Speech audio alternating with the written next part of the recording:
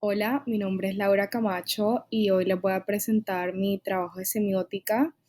Para mi trabajo de semiótica decidí analizar lo que sería el total, pero en específico dos escenas de la película Vértigo, dirigida por Alfred Hitchcock. Eh, Mi trabajo se titula Enamorados de fantasmas.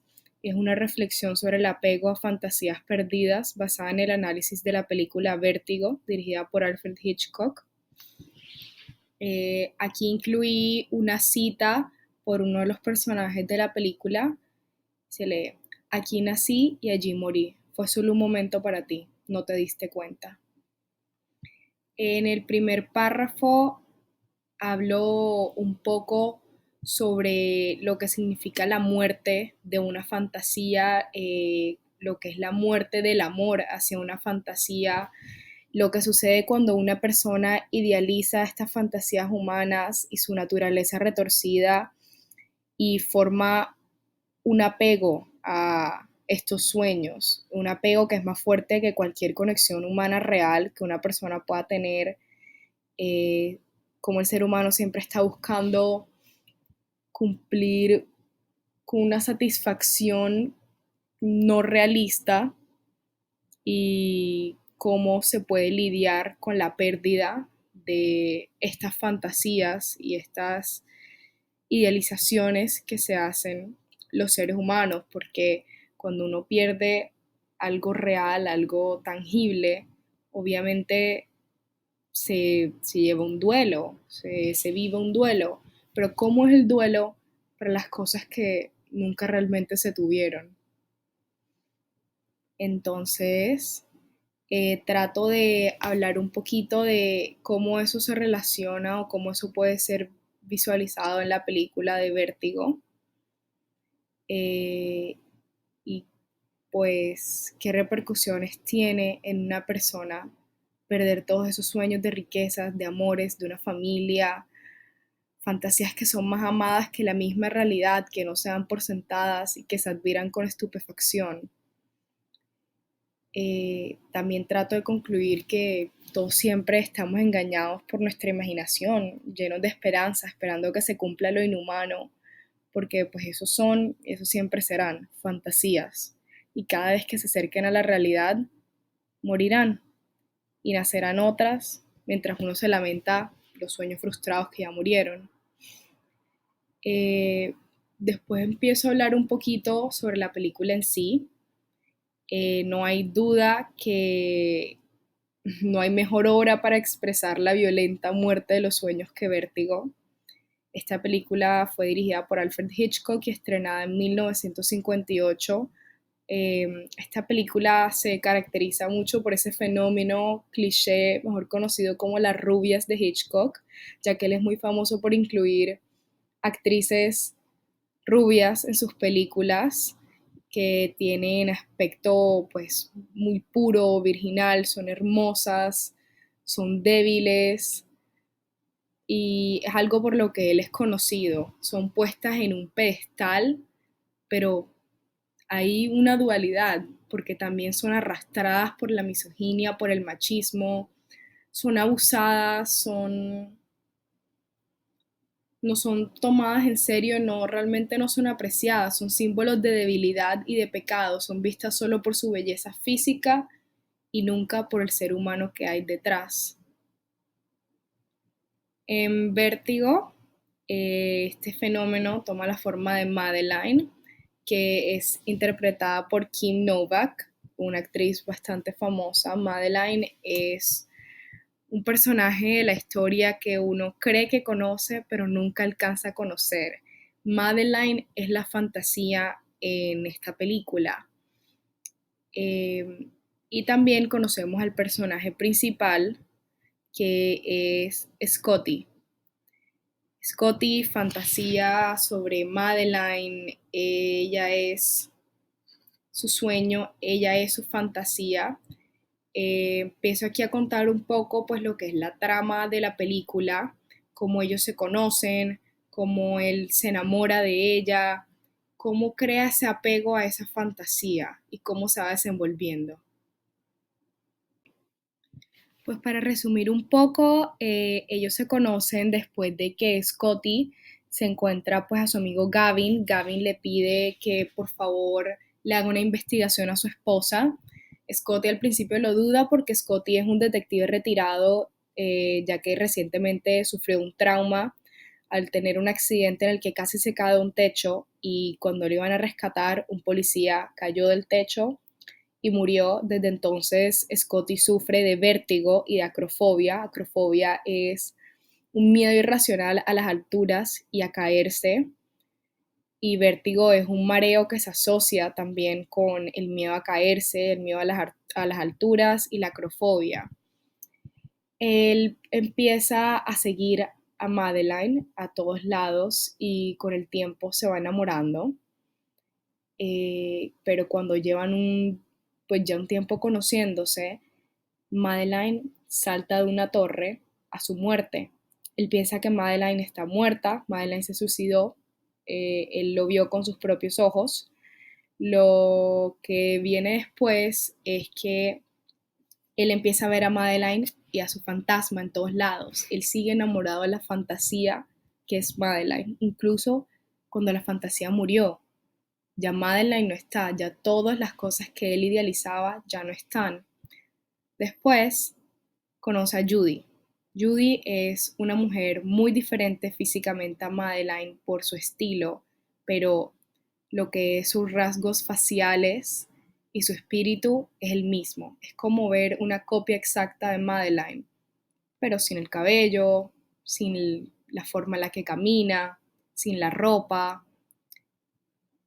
Eh, Él quiere seguir detrás de esta fantasía que tiene de Madeline, por lo que empieza a andar con Judy. Judy se enamora de él se enamora de la fantasía de Madeline, quiere convertir a Judy en Madeline y poco a poco va matando todo lo que hace parte de Judy y de su personalidad y la va convirtiendo en Madeline hasta que llega un punto en el que Judy, ella misma, por su amor a Scotty, deja todo, se tiñe su cabello, el mismo rubio plata de Madeline y se toma el compromiso de amar a Scotty y de tomar la personalidad de Madeline también. Ella quiere ser amada como Madeline.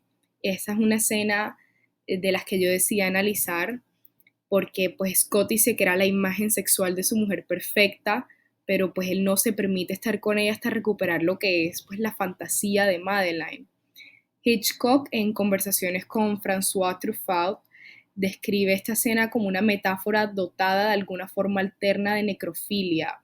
Esto es dado por las ansias, el enamoramiento, las ganas que tiene Scotty de estar con esta idea que ya murió, ya Madeline no existe, pero pues también existe en Judy.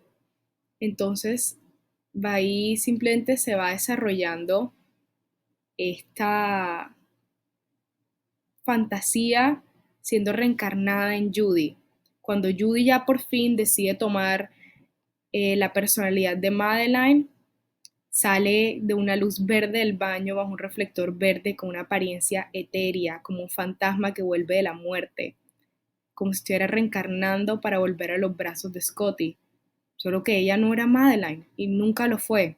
Después descubrimos por otra escena en la que Judy utiliza un collar que pertenecía a Madeline, que Madeline había muerto mucho antes de que Gavin llamara a Scotty para investigar a su esposa y que realmente todo el tiempo fue Judy disfrazada de Madeline que trató de actuar el suicidio de Madeline para encubrir con Gavin que Gavin había asesinado a la verdadera Madeline. Scotty nunca conoció a la verdadera Madeline y la verdadera Madeline murió mucho antes. Scotty siempre estuvo enamorado de Judy, siempre fue Judy.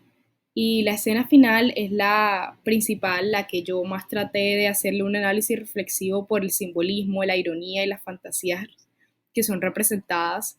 Se encuentran Scotty y Judy de vuelta en la torre en la que primero se había lanzado, entre comillas, Madeline. Y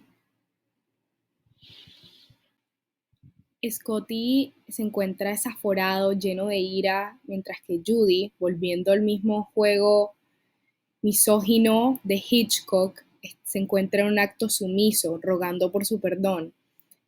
Eh, en este caso, la mujer se encuentra débil bajo los pies del hombre, como un santo que ha pecado y que ya está manchado por sus errores, mientras que el hombre, fuerte, la domina, libre de culpa y lleno de ira, con un aire de superioridad e incapaz de algún defecto.